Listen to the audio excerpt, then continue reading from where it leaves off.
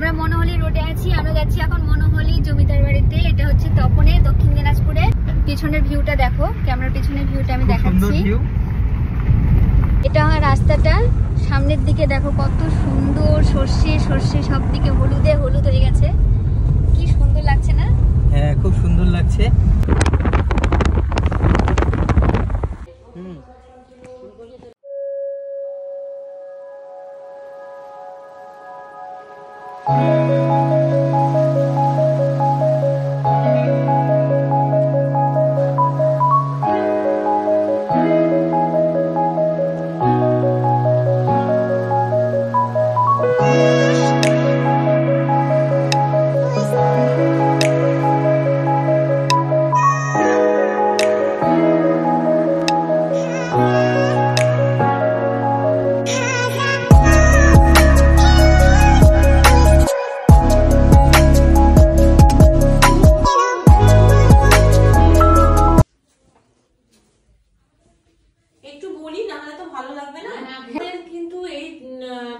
বাড়িটা হচ্ছে 1830 সালে, আচ্ছা, প্রায় 200 বছর আগে, ঠাকুর রামকৃষ্ণের জন্মের আগে।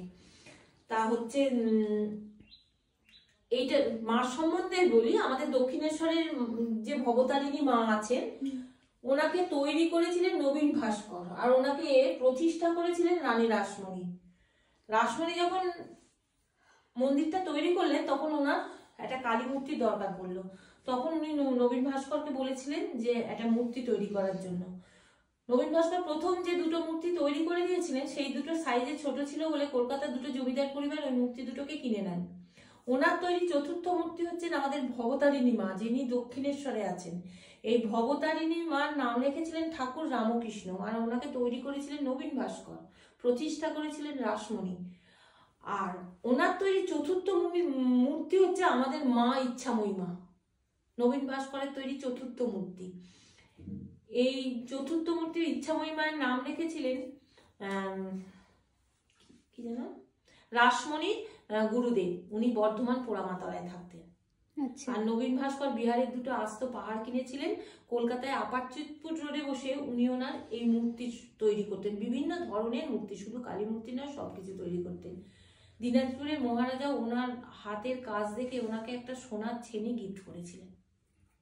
আরো অনেক ইতিহাস আছে, আমি সামান্য। তাহলে আপনাদের এখানে পুজো কবে? 14ই জানুয়ারি, পৌষ সংক্রান্তির দিন, মঙ্গলবার। আচ্ছা আচ্ছা।